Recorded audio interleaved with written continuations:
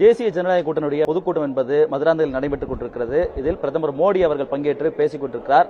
இதில் குறிப்பாக திமுக மீது பல்வேறு அடுக்கடுக்கான குற்றச்சாட்டுகள் முன்வைத்திருக்கிறார். இது தொடர்பாக அமைச்சர் சிவசங்கர் நம்மோடு இருக்காங்க. சார், இப்போ இன்னைக்கு தினம் பிரதமர் அவர்கள் என்டிஏ அந்த பொதுக்கூட்டத்தில் பேசியிருக்காங்க. திமுகவுக்கு கவுண்ட் டவுன் ஸ்டார்ட் ஆயிடுச்சுன்ற வார்த்தையை சொல்லியிருக்காங்க. தேர்தலில் கவுண்ட் டவுன் இப்பயே தொடங்கிருச்சு, முடிவு கட்ட போறாங்க அப்படின்றாங்க. தமிழ்நாட்டு மக்கள் நம்முடைய தமிழ்நாட்டு முதலமைச்சர் அவருடைய நல்லாட்சியினுடைய திறன்களை அறிவார்கள். இதற்கு மோடி சர்டிஃபிகேட் கொடுக்க வேண்டிய அவசியமே இல்லை. ஏற்கனவே நாடாளுமன்ற தேர்தலின் போது அவர் பேசி பார்த்தார். கடந்த பல தேர்தல்களிலும் அவர் பேசி பார்த்திருக்கிறார்.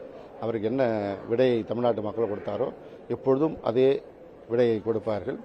திராவிட மாடல் ஆட்சி என்பது திராவிட மாடல் 2.0 என்பது மறுபடியும் தொடர இருக்கிறது என்பதைத்தான் தமிழ்நாட்டு மக்கள் நம்முடைய மாண்புமிகு முதலமைச்சர்களுக்கு கொடுத்து வருகின்ற ஆதரவை காட்டுகிறது.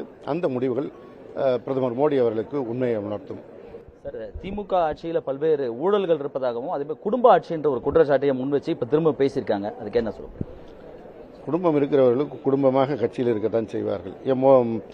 அமித்ஷாவுடைய மகன் இல்லையா? இல்லை, இங்கே வந்திருக்கிற பியூஷ் கோயலுடைய தந்தை ஏற்கனவே பாரதிய ஜனதாவுடைய அமைச்சராக இருந்தவர் தானே. எல்லா அவர்கள் கட்சியிலும் இது இருக்கத்தான் செய்கிறது. ஆனால் திராவிட முன்னேற்ற கழகத்தை மாத்திரம் இதை பிராண்ட் செய்யலாம் என்று அவர்கள் நினைக்கிறார்கள்.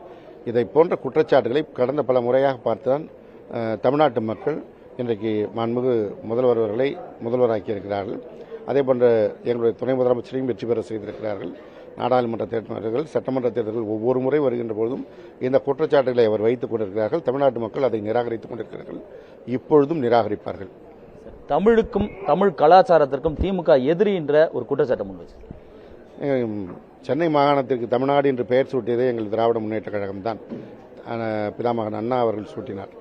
தமிழ்நாட்டுக்கு செம்மொழி அந்தஸ்து, தமிழுக்கு செம்மொழி அந்தஸ்தை பெற்றுக் கொடுத்தவர் முத்தமிழறிஞர் கலைஞர் அவர்கள். இந்த தமிழுக்கு அவர் ஆற்றிய பணியை தமிழ்நாட்டு மக்கள் அறிவார்கள். தமிழ் என்றால் கலைஞர், கலைஞர் என்றால் தமிழ் என்றும் தமிழ்நாட்டு மக்கள் மனதிலே பதிந்திருக்கிறது. ஏதோ தமிழ்நாட்டிற்கு வருகின்ற பொழுது இங்கே 2 திருக்குறளை சொல்லிவிட்டால் அவரை ஏதோ தமிழ்நாட்டு மக்கள் ஏற்றுக்கொள்வார்கள் என்று அவர் நினைத்துக் கொண்டிருக்கிறார். ஒரிசாவிற்கு சென்றபோது அங்கே என்ன சொன்னார்? தமிழ்நாட்டுக்காரர்கள் ஒரிசாவை கைப்பற்ற துடிக்கிறார்கள் என்று சொன்னார். ஒரிசாவுடைய கோயிலுடைய சாவி தமிழ்நாட்டில் இருக்கிறது என்று சொன்னார். அவர் எப்படியெல்லாம் போகிற இடத்துக்கு தகுந்த மாதிரி பேசுவார் என்பதை தமிழ்நாட்டு மக்கள் அறிவார்கள். நாங்கள் 2006-11 முத்தமிழறிஞர் கலைஞர் எல்லா வீட்டுக்கும் தொலைக்காட்சி பெட்டியை கொடுக்கிறார். எல்லா மக்களும் தொலைக்காட்சியில் அவர் எங்கெங்கே போகும்போது என்னென்ன பேசிக் கொண்டிருக்கிறார் என்பதை பார்த்துக் கொண்டிருக்கிறார்கள். எனவே மோடியுடைய இந்த ஆட்டமெல்லாம் இங்கே ஈடுபடாது. மெகா கூட்டணி பல்வேறு கட்சிகளையும் இணைத்து இன்னைக்கு கூட்டணி கொண்டு மெகா கூட்டணி அமைச்சிருக்கிறதா சொல்றாங்க. இந்த கூட்டணி எந்த அளவுக்கு பலமா இருக்கு? எந்த கூட்டணி? அதிமுகவிலிருந்து பிரிஞ்சு போன அமமுகவும் அவங்க கூட சேருது. ஏற்கனவே இருந்த தமாக சேருது. ஏற்கனவே இருந்த புதிய நீதி கட்சி சேருது. என்ன, அவங்க ஏற்கனவே இருந்த அதே கூட்டு பொறியியலை இன்றைக்கு வேறு பேர் வைத்திருக்கிறார்கள். அது ஒன்றும் புது கூட்டணிலாம் இல்லை.